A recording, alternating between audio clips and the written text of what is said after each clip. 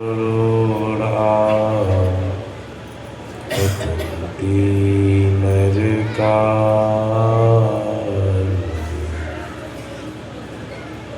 स्थान धरती सर्वान् तस्मै श्री गुरवे नमः। तस्मै श्री गुरवे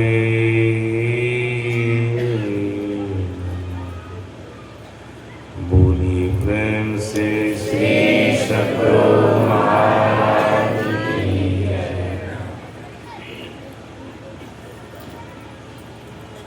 इस पावन स्थल पर उपस्थित सम्माननीय साधु समाज, साधक वृंद, सत्संग प्रेमी महानुभावों, माताओं एवं बहनों, आज सप्ताह ध्यान साधना शिविर का समापन समारोह है। हम सभी लोग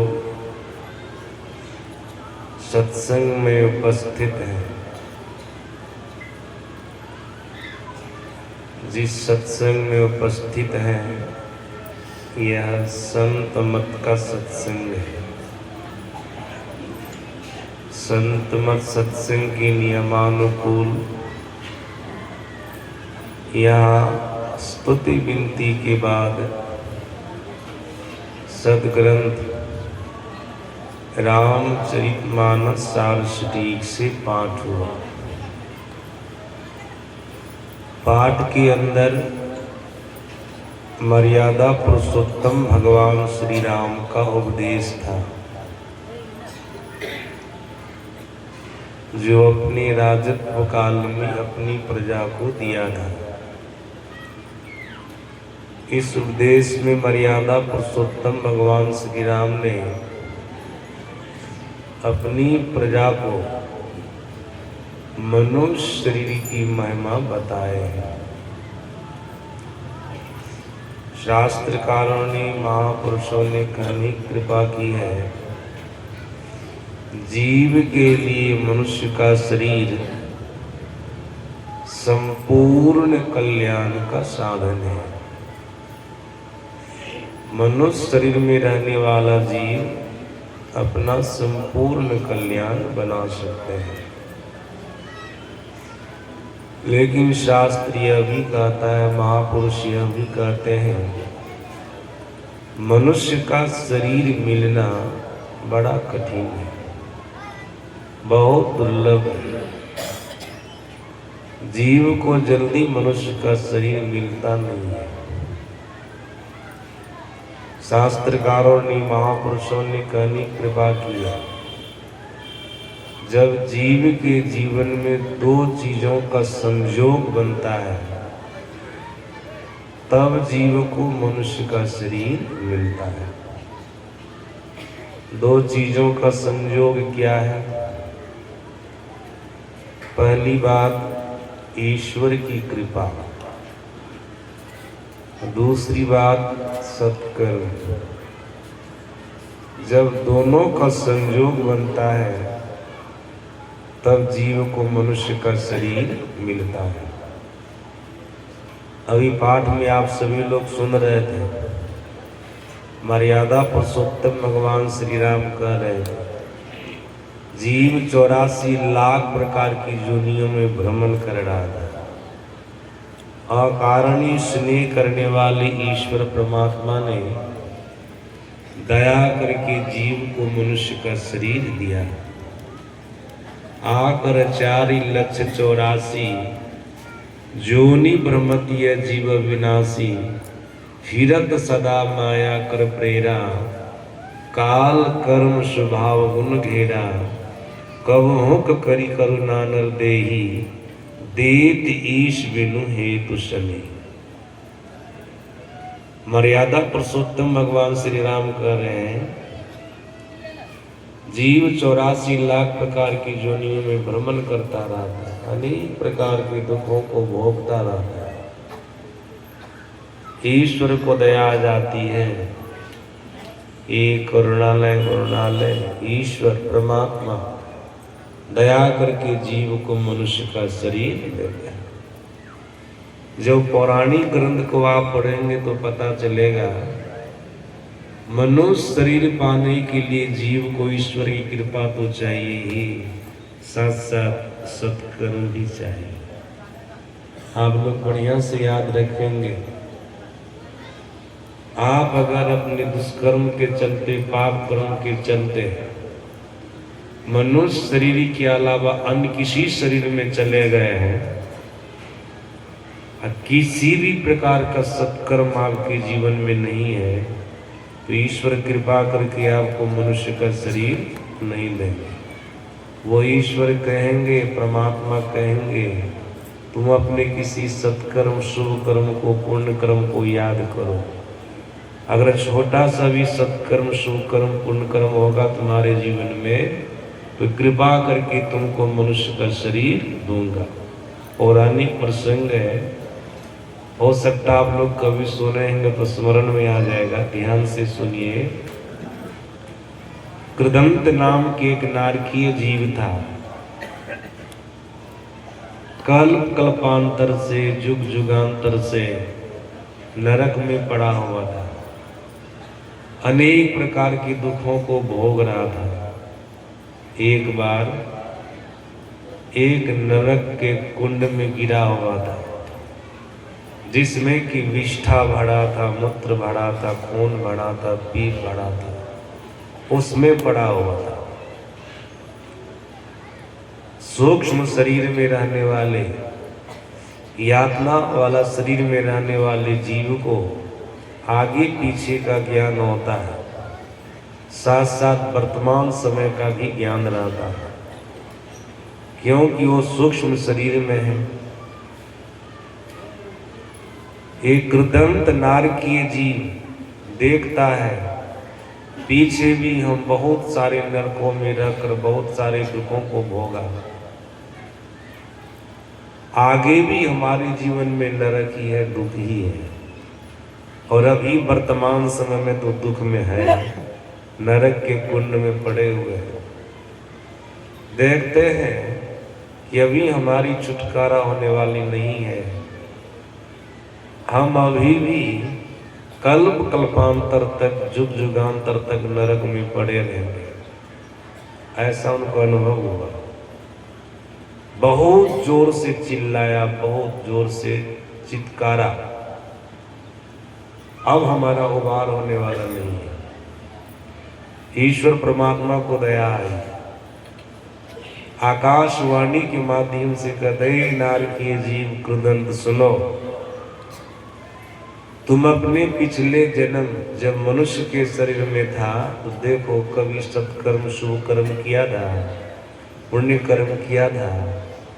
अगर छोटा सा भी सत्कर्म, पुण्य कर्म होगा तो कृपा करके तुमको हम मनुष्य का शरीर दें। याद करो, एक कृदंत नारकीय जीव अपने पिछले जन्म को याद करने लगा। जब वो मनुष्य के शरीर में था, उस जीवन को याद करने लगा कि हम मनुष्य के शरीर में थे तो किसी प्रकार के सत्कर्म को किए, याद किया न, स्मरण किया न, एक भी सत्कर्म, शुभ कर्म, पुण्य कर्म उनको नहीं दिखा, और बहुत जोर से चिल्लाया, अब तो हमारा उबार हो ही नहीं सकता है, क्योंकि ईश्वर परमात्मा आकाशवाणी के माध्यम से कहा, तुम अपने किसी सत्कर्म, शुभ कर्म, पुण्य कर्म को याद करो तो कृपा करके मनुष्य का शरीर दे दे। हमारे जीवन में तो सत्कर्म है ही नहीं, पुण्य कर्म है ही नहीं। जब हम मनुष्य के शरीर में थे तो किसी भी प्रकार के सत्कर्मों को नहीं किए। इस बात को जानकर बहुत चिल्लाया, बहुत चित्कारा। ईश्वर परमात्मा को दया आई। ईश्वर परमात्मा गदय कृदंत नारकीय जीव सुनो, भले तुमको अपने पाप पुण्य का पता नहीं कि हम कितने पुण्य किए कितने पाप किए, लेकिन हमको पता है। याद रखेंगे, जीव को भले पता नहीं होता है क्या हम शुभ कर्म कर रहे हैं क्या हम अशुभ कर्म कर रहे हैं। इनको अपने पाप पुण्य का पता नहीं होता, भुला जाते हैं। लेकिन जो ईश्वर होते हैं, परमात्मा होते हैं, जो ईश्वर परमात्मा सबके हृदय में बैठ करके सबके शुभ अशुभ कर्म को देखते हैं, ये परमात्मा कभी भुलाते नहीं है। सबके शुभ अशुभ कर्म को याद रखते हैं। ईश्वर परमात्मा आकाशवाणी के माध्यम से कहते, कृदंत सुनो, जब तू मनुष्य के शरीर में था तो बहुत सत्कर्म पुण्य कर्म तो नहीं किया, लेकिन एक सत्कर्म पुण्य कर्म शुभ कर्म तुमसे हुआ। एक कृदंत नारकीय जीव का था, ईश्वर कौन सा सत्कर्म हुआ, कौन सा पुण्य कर्म हुआ। तब आकाशवाणी के माध्यम से ईश्वर कहते, कृदंत याद करो, जब तू मनुष्य के शरीर में था तो एक साहूकार के यहाँ डाका डालने के लिए गया था, डकैती करने के लिए गया था। बहुत सामान साहूकार के घर से लिया, बहुत कुछ लिया, लेकर के चला अपने घर के तरफ। जंगल का मार्ग था। जब तू जंगल प्रवेश किया तो एक मकड़ी तुम्हारे रास्ता को काटी, एक बगल से दूसरे बगल चली गई। देखते ना, हम लोग चलते हैं, कभी कभी बिल्ली सब रास्ता काट देता, शुभ मानते हैं। तो एक मकड़ी तुम्हारे आगे से एक तरफ से दूसरे तरफ गई, तुमको बड़ा क्रोध हुआ मकड़ी पर। इतना क्रोध हुआ, इतना क्रोध हुआ कि तू दिल में ठाना इस मकड़ी को खत्म कर देंगे, मार देंगे। बहुत क्रोध चढ़ा, ये मकड़ी हमारे रास्ता को काटी है, इसको जिंदा रहने नहीं देंगे। फिर तुम्हारे मन में तुरंत होता है, अरे जिस काम को हम करने के लिए गए थे वो काम तुम्हारा पूरा हो गया, अब तो घर जाना है। मकड़ी की रास्ता काट देने पर भी हमारा कुछ बिगड़ने वाला नहीं है। जिस काम को करने के तो काम तो हो न गया, अब हमारा क्या काम बिगड़ेगा। चलो चलो, इस मकड़ी को कुछ नहीं कहेंगे।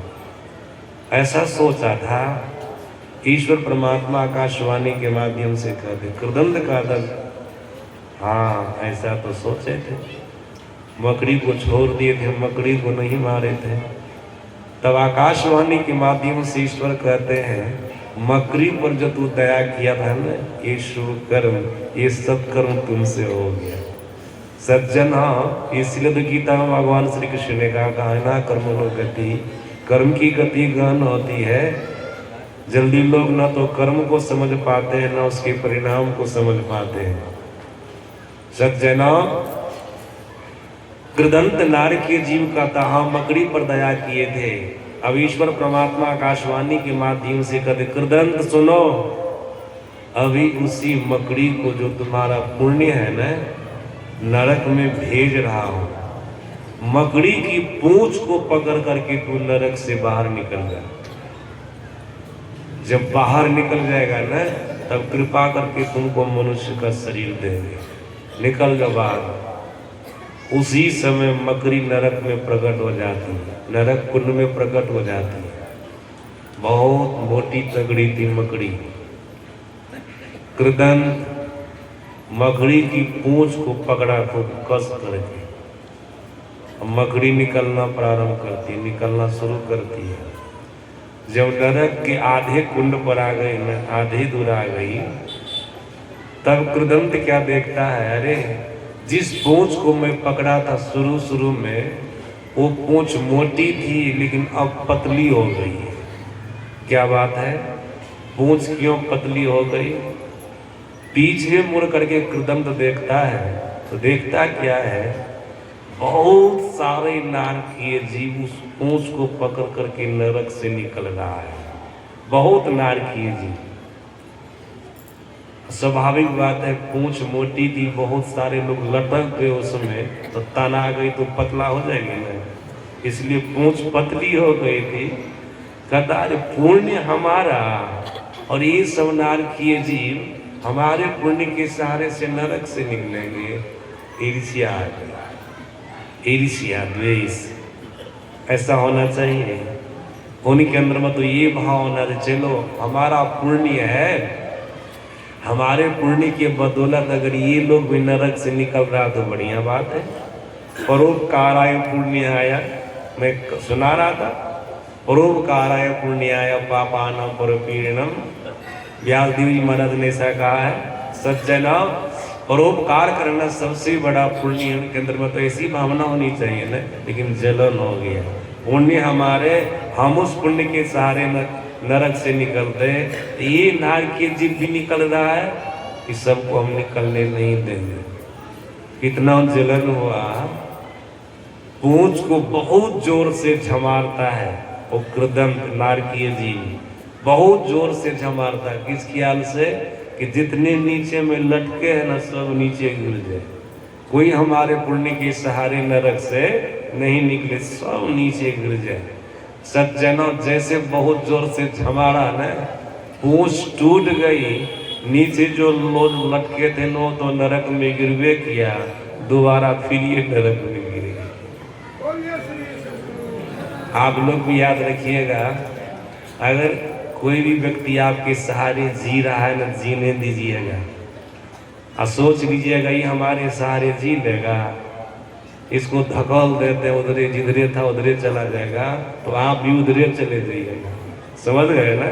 ऐसा भाव कभी किसी को अंदर में नहीं होना चाहिए। अगर आपके सहारे कोई जी रहा तो आपके द्वारा परोपकार हो रहा है।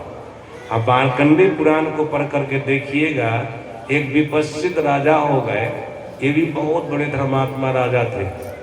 सज्जनों जैसे युधिष्ठिर जी महाराज सत्यवादी थे ना, वैसे ये राजा भी बड़े सत्यवादी थे, विपश्चित राजा। एक चूक हो गई थी, अपनी स्त्री की बात को नहीं माने थे, वही एक चूक है, वो मैक से कहने के लायक नहीं है, ऐसे ही आप लोगों को थोड़ा सुना दिया। थोड़ी सी चूक हो गई थी, धर्मराज का दूत उनको थोड़ी देर के लिए नरक का दृश्य दिखाए थे, थोड़ी देर के लिए नरक ले गए थे।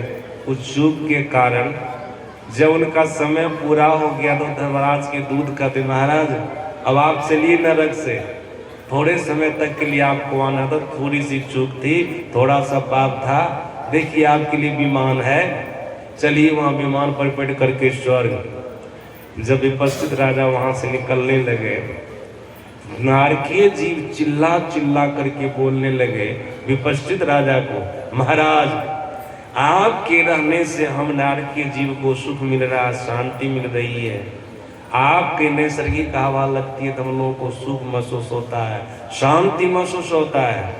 महाराज आप और थोड़ी देर ठहर जाइए, और थोड़ी ठहर जाइए। चिल्ला चिल्ला करके नारकीय जीव कहने लगा। तब विपश्चित राजा धर्मराज के दूत से पूछते, ये सब कौन है? बोले नारकीय जीव है।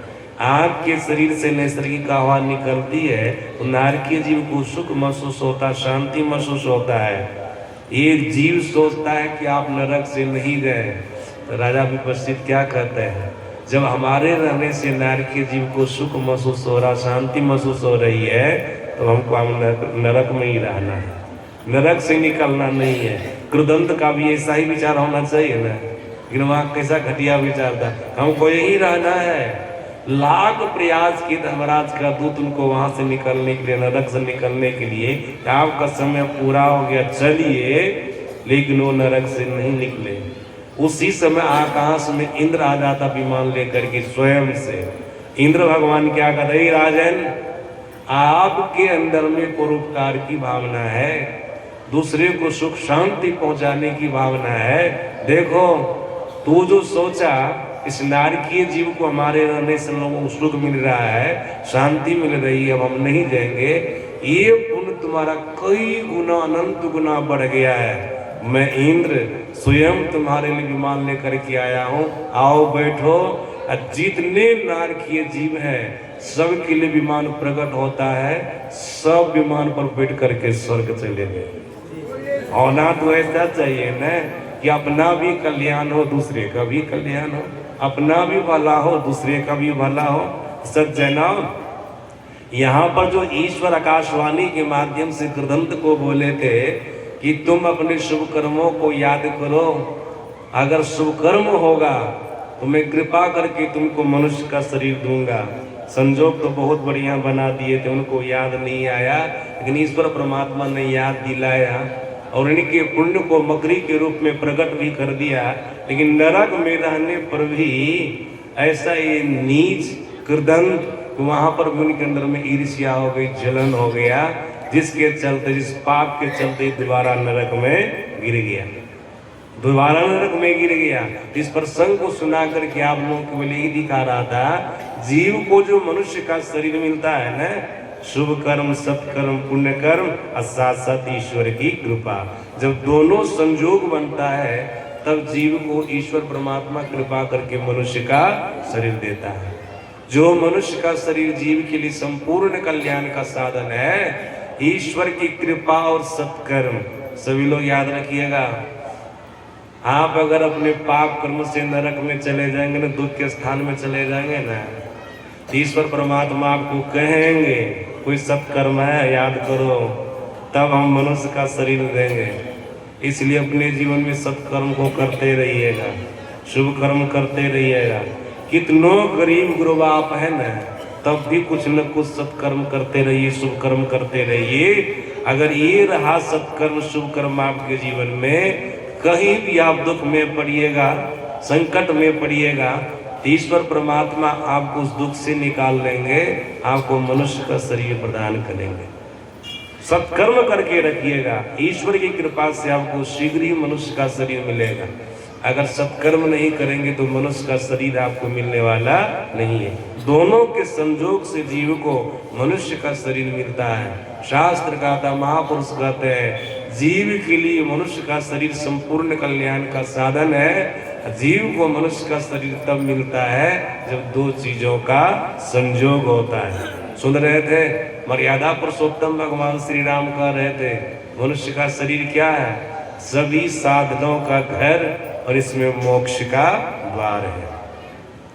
साधन धाम मोक्ष करी द्वारा, सभी साधनों का घर है, इसमें मोक्ष का द्वार है। मर्यादा पुरुषोत्तम भगवान श्री राम ऐसा कह रहे हैं। सज्जनों, आप कहेंगे सभी साधनों का घर और मोक्ष का द्वार क्या होता है? सभी लोग ध्यान से सुनिए। सभी साधनों का घर कहने का मतलब सभी व्यवस्थाओं का घर। सुन रहे थे ना, मनुष्य का शरीर कर्म प्रधान शरीर है। आप मनुष्य शरीर में रह करके पाप कर्मों को करके नरक जा सकते हैं, पुण्य कर्मों को करके स्वर्ग जा सकते हैं, ईश्वर परमात्मा की भक्ति करके ईश्वर परमात्मा के पास जा सकते हैं। ये सारी व्यवस्थाएं, क्योंकि कर्म प्रधान शरीर है ना, आप इसमें पाप कर्मों को करके नरक जा सकते हैं, पुण्य कर्मों को करके स्वर्ग जा सकते हैं, परमात्मा की भक्ति करके परमात्मा के पास जा सकते हैं। ये सारी व्यवस्था है। और मोक्ष का द्वार, इस बात को सभी लोग नहीं समझते हैं। मोक्ष का द्वार का मतलब होता है जिस द्वार में प्रवेश करो तो सभी दुखों से छूट जाओगे, सभी प्रकार के बंधनों से छूट जाओगे। उसी द्वार का नाम है मोक्ष का द्वार। सज्जन, ये है कहाँ पर? शास्त्रकारों ने, महापुरुषों ने कहा है, मनुष्य का शरीर दो भागों में विभक्त है। आंख से नीचे पिंड कहलाता है, आंख से ऊपर ब्रह्मांड कहलाता है। जहाँ पर पिंड ब्रह्मांड का मिलन स्थान है, कहाँ पर है? यहाँ, यह पिंड ब्रह्मांड का मिलन स्थान है। मनीषियों ने, महापुरुषों ने कहा, इसी पिंड ब्रह्मांड के मिलन स्थान पर दोनों भवों के बीच में, दोनों आंखों के बीच में मोक्ष का द्वार है। सज्जनों, छेनी हथौड़ी से खोदेंगे तो मोक्ष का द्वार मिल जाएगा? घौवे हो जाएगा, मथे फूट जाएगा।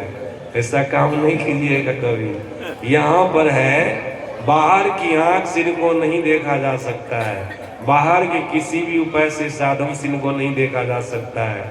जब कोई गुरु से जुक्ति जानते हैं, खास करके संत मत की तीसरी साधना को करते हैं, मानस जप, मानस ध्यान की बात, जो दृष्टियोग का साधन होता है, जो दृष्टियोग के साधन को करते इसमें सफल हो जाते हैं, उनको सूक्ष्म दृष्टि की प्राप्ति होती है।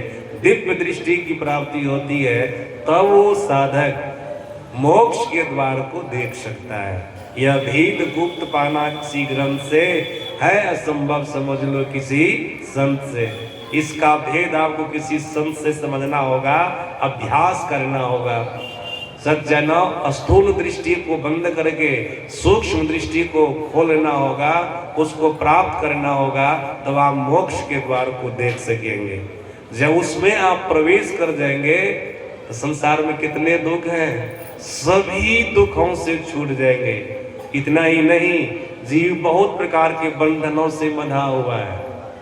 अब आप कहेंगे जीव किस बंधन से बंधा है?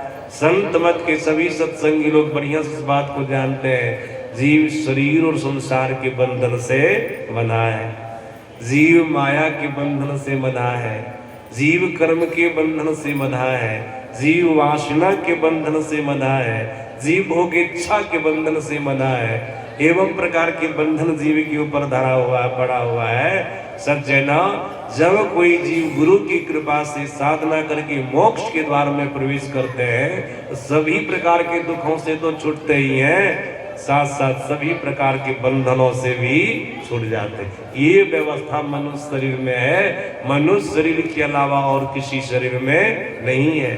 लेकिन मनुष्य का शरीर मिलना जीव के लिए बड़ा कठिन है। सुन रहे थे ना, मर्यादा पुरुषोत्तम भगवान श्री राम कह रहे थे अपनी प्रजा को कि देव कोटि के प्राणी भी मनुष्य शरीर की कामना करते हैं, लेकिन उनकी कामना करने से उनको मनुष्य का शरीर मिल जाएगा?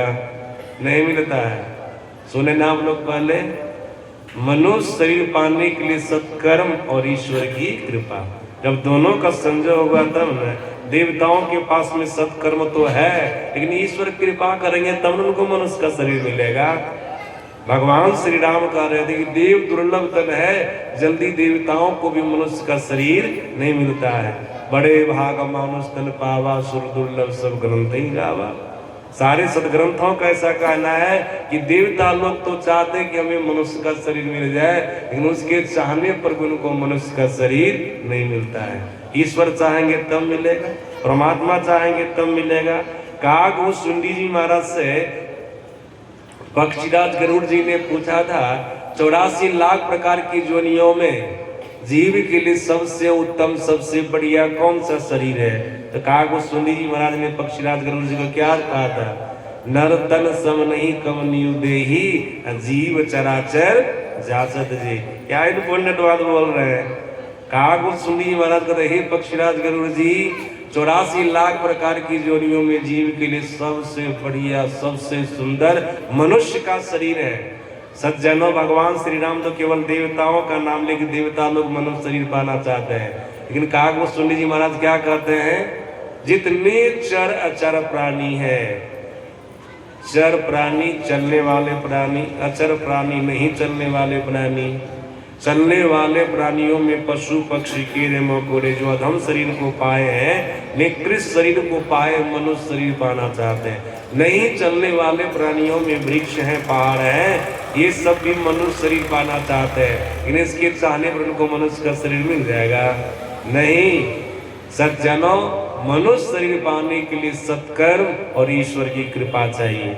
सत्कर्म ईश्वर की कृपा चाहिए। और सुन रहे थे, सभी प्रकार के दुखों से छूटने का मार्ग, सभी प्रकार के बंधनों से छूटने का मार्ग एकमात्र मनुष्य शरीर में है। मनुष्य शरीर के अलावा और किसी शरीर में नहीं है। और सुनिए, भगवान श्री राम कहते हैं, देखो मनुष्य का शरीर जीव के लिए कितना अति उत्तम शरीर है। मनुष्य का शरीर जीव के लिए नौका के समान है। जीव इस पर बैठा हुआ है, शरीर के अंदर बैठा हुआ है, नौका के समान है। संसार क्या है? भवसागर है, भवसागर।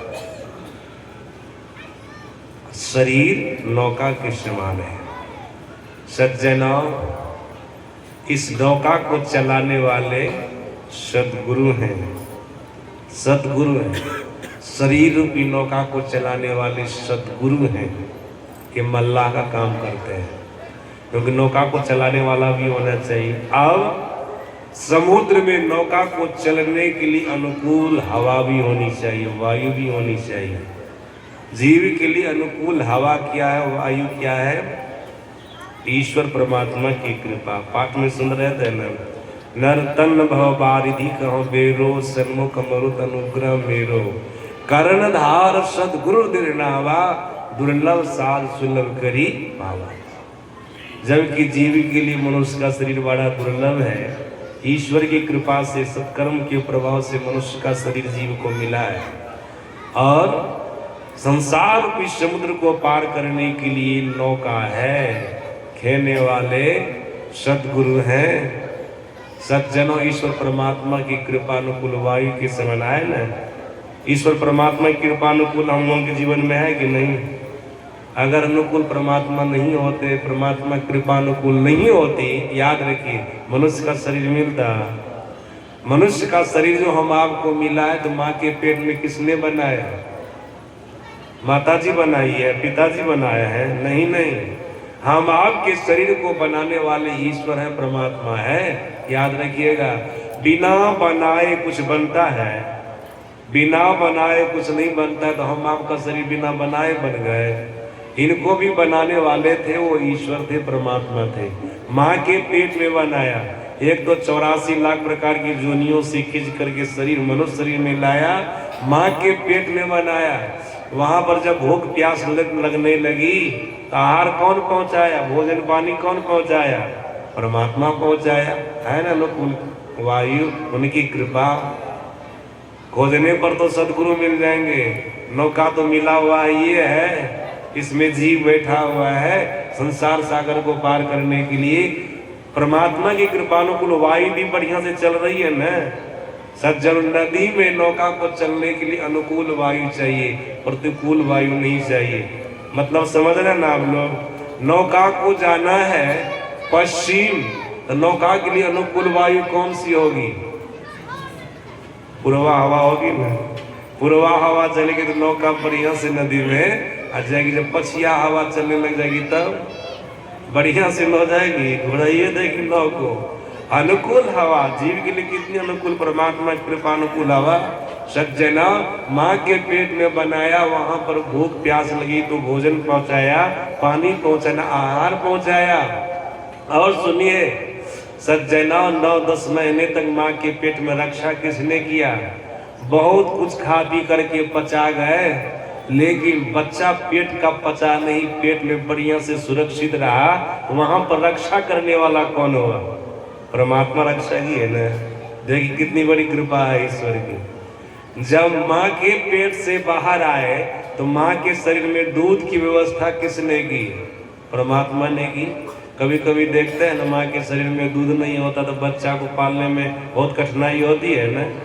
बाजार से दूध लाते हैं बच्चा को पिलाने के, लेकिन माँ का दूध पीने से जितनी शक्ति, जितना बल बच्चा के अंदर में आता है, उतना बल बाजार के दूध पीने से हो जाता है।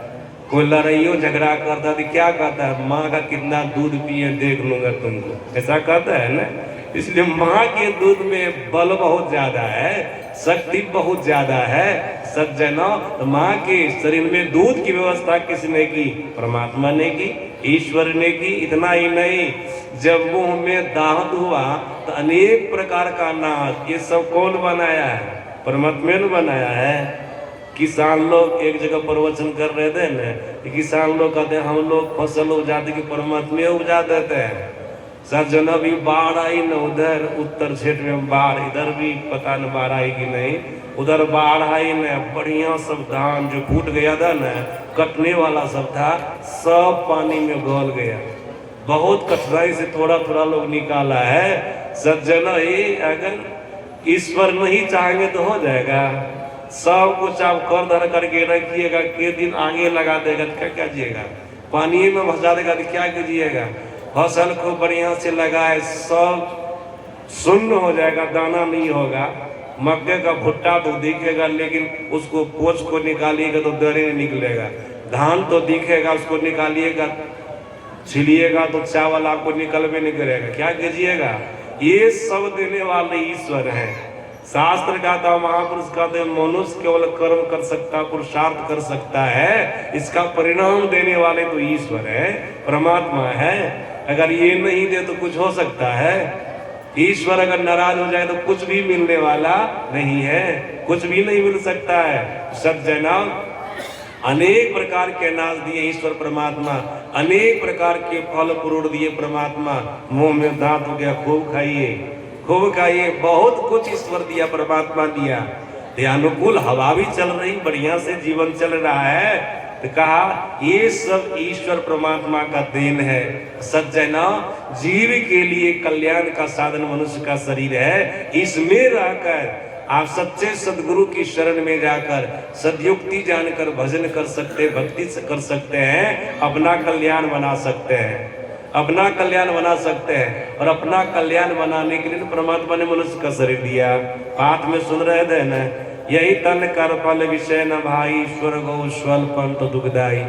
मनुष्य शरीर का ये फल नहीं है कि संसार के विषयों का उपभोग करे, संसार के प्रपंचों में लगे रहे, तब निर्विष्ट तत्व परमात्मा को जाने, ईश्वर को जाने। अगर ऐसा कर रहे हैं तब तो ठीक है, नहीं कर रहे तो भगवान श्री राम के लिए कटु वचन भी कह दिया, नर तन पाई विषय मन देई, पलटि सुधाते सट विसले। जो मनुष्य का शरीर पा करके संसार की समुद्र को पार नहीं किया, ईश्वर तक की यात्रा नहीं किया, परमात्मा तक की यात्रा नहीं किया, या यात्रा के लिए प्रयास भी नहीं किया, भजन करना शुरू भी नहीं किया, तो भगवान श्री राम कहते वो सठ है, वो मूर्ख है, वो सठ है, वो मूर्ख है, वो नीच है। सज्जना, कल्याण का साधन ईश्वर परमात्मा ने हम आपको मनुष्य का शरीर दिया है। कितने लोग तो कहते हैं कि संसार के समुद्र से निकल कर के ईश्वर तक जाने की कोई जरूरी है। याद रखिएगा, हम लोग के सदगुरु महाराज जी ने कहा, जब तक संसार में रहोगे न, कुछ भी बन करके रहोगे, तुम्हारे जीवन में दुख लगा ही रहेगा। आप सभी लोग जानते हैं न, राम भगवान भगवान बन करके आए, लेकिन उनके जीवन में कभी सुख उनको मिला है? पूरी रामायण को पढ़ के देख लीजिए। जिस भगवान की पूजा हम लोग दिन रात करते, उस भगवान को संसार में सुख मिला? कृष्ण भगवान के जीवन को भागवत महापुराण में पढ़ करके देखिए, पता चलेगा उनके पूरे जीवन में उनको कभी सुख मिला है?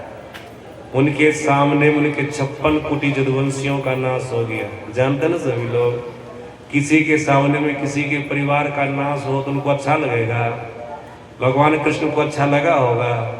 बचपन से मरते दम तक कृष्ण भगवान के जीवन में दुख रहा ना, अंतिम में व्याधा के बाण लगने से शरीर का परित्याग कर दिए हो। सज्जनों, भगवान कृष्ण की पत्नियों के लिए पढ़िए भागवत महापुराण में, अर्जुन उनको सुरक्षित स्थान पर रखने के लिए ले जा रहे थे, रास्ते में कोल व्हील छीन छान करके इधर उधर चित्र वितिर कर दी, पत्नी सब का यह हाल हो गया। राम भगवान अंतिम समय में सरजू नदी में प्रवेश करके शरीर का परित्याग कर दिए न, माता सीता इतना दुख हुआ कि धरती में धस करके मर गए न। यह है सुख का स्थान। देव कोटि के प्राणी आए तो उनको भी यहाँ पर दुख हुआ। सजोनित भगवंत की बात रही। संत के जीवन को पढ़ करके देखिए, संत कबीर साहब को 72 तरह से दुष्टों ने कष्ट पहुंचाया। संत पलटू साहब को जीवित आग में झोंक दिया गया। बंडावीर को तावा बलिटा करके उनके मांस को नोच लिया गया। बहुत सारे संत के जीवन को पढ़िए न, यहाँ पर किसी को सुख मिलने वाला नहीं है। इसलिए सदगुरु महाराज जी ने कहा, यह परदेशवा काल को भेषवा जोर आवे दुख पाई। सदगुरु महाराज जी कहते संसार क्या काल का रूप है। यहाँ पर जो आ जाए, संत आ जाए, भगवंत आ जाए, साधारण व्यक्ति आ जाए, उनके जीवन में दुख रहता है। इसलिए संसार से निकलना है। असज्जना, संसार से निकलने का एक नंबर का साधन ईश्वर परमात्मा ने हम आपको दिया है, वो मनुष्य का शरीर है। हम सागर से पार हो सकते हैं, गुरु से जुक्ति जान करके भजन करके परमात्मा तक की यात्रा कर सकते हैं। हम आप अपना कल्याण बना सकते हैं। मर्यादा पुरुषोत्तम भगवान श्री राम कहते हैं, कल्याण के इतना उत्तम साधन को पाकर के जो मनुष्य भगवत भजन नहीं करता है, संसार की समुद्र से निकलने का प्रयास नहीं करता है और शरीर का परित्याग कर देता है, तो उसको कौन सा पाप लगता है? आत्महिंसा करने का पाप। जो न तरई भवसागर नर समाज सपाय, सो कृत निंदक मंदमती आत्महन गति जय। आत्महिंसा करने का पाप लगेगा। सज्जनों, आत्महिंसा किसको कहते हैं? जो अपने से किसी भी तरह से मर जाता है उसको आत्महिंसा कहते हैं। जैसे कोई विष खा करके मर जाता है, पानी में डूब के मर जाता है, ट्रेन में कट के मर जाता है, फांसी लगा करके मर जाता है, आग लगा के मर जाता है, इसको कहते हैं आत्महिंसक। इसकी क्या दुर्गति होती है सुन लीजिए। आप लोगों के जीवन में कितनों दुख आवेगा ना, ऐसा घटिया काम नहीं कीजिएगा, नहीं तो जो दुख सुनाएंगे अभी वही दुख होगा। सुन लीजिए बढ़िया से। कोई प्लानिंग भी किए होंगे ना, बहुत दुख हो रहा अपने से, आप मर जाएंगे, किसी भी तरह से मर जाएंगे, प्लानिंग को कैंसिल कर दीजिएगा, ठीक है ना। कहा जाता है जो अपने से मरता है ना, उनको 60,000 वर्षों तक के लिए गेहूं का कीड़ा बनना पड़ता है। बनिएगा, प्लानिंग बदलिएगा कि नहीं? बदल दीजिएगा, नहीं तो हालत खराब हो जाएगा। 60,000 वर्षों तक के लिए विष्ठा का कीड़ा, गोह का कीड़ा, और क्या 70,000 वर्षों तक के लिए आप प्रेत के शरीर में चले जाएंगे। इतना ही नहीं, 2.25 अरब वर्षों तक अन्य प्रकार की नरकों में जाकर के अन्य प्रकार के दुखों को भोगेंगे। 2.25 अरब वर्ष बीतेगा और कोई सत्कर्म होगा आपके जीवन में, तब ईश्वर परमात्मा कृपा करके आपको मनुष्य का शरीर देंगे, नहीं तो नरक में पड़े रहिए, नरक में ही पड़े रहिए। इसलिए होश में आ जाइए, अपने से कभी मरने का प्रयास नहीं कीजिएगा। वो आत्महिंसा। मर्यादा पुरुषोत्तम भगवान श्री राम कहते हैं, जो मनुष्य का शरीर पा करेंगे अपने कल्याण का साधन नहीं किया, गुरु की शरण में जाकर के सद्युक्ति जान करके भक्ति करना प्रारंभ नहीं किया, ऐसे व्यक्ति को भी आत्महिंसा करने का पाप लगेगा, मरेगा न। ये भी 60,000 वर्षों तक के लिए विष्ठा का कीड़ा बनेगा, 70,000 वर्षों तक प्रेत के शरीर में रहेगा, उसके बाद अनेक प्रकार के नरकों में जाएगा, पशु पक्षी कीड़े मकोड़े के शरीर में जाएगा, 2.25 अरब वर्षों तक भटकेगा। कोई सत्कर्म रहेगा तो ईश्वर परमात्मा उनको याद दिला करके कृपा करके मनुष्य का शरीर देंगे, नहीं तो कब तक नरक में रहेंगे इसका कोई ठिकाना नहीं है। तो मनुष्य का शरीर मिला है ना, सज्जनों आपको बता दिए ना, कितना बढ़िया सुंदर शरीर है। नरतन हो बारिधि का मेरो, सम्मुख मरुत अनुग्रह मेरो, कर्णधार सदगुरु दीनावा, दुर्लभ सा सुलभ करी पावा। ये सब कुछ हम आप लोगों को मिला हुआ है। याद रखिएगा सदगुरु महाराज जी के वचन को। सदगुरु महाराज जी ने कहा, जो भक्ति के छोर को पकड़ लिया है, मतलब थोड़ा थोड़ा भी भजन करता है, भजन का थोड़ा थोड़ा भी अभ्यास करता है, भले भजन उनका पूरा नहीं हुआ, शरीर छूट जाएगा तो मनुष्य शरीर से वो नीचे नहीं गिरेगा, 84 में नहीं जाएगा। इस भजन के प्रभाव से फिर वो मनुष्य के शरीर में आवेगा, तब तक उसको मनुष्य का शरीर मिलता रहेगा जब तक कि उनको ईश्वर नहीं मिल जाएंगे, परमात्मा नहीं मिल जाएंगे। सज्जनों, अभी हम आपको मनुष्य का शरीर मिला हुआ है, संजोग बहुत बढ़िया है, सच्चे सदगुरु भी मिले हुए हैं, सच्ची साधना की जुक्ति भी मिली हुई है, और आप लोग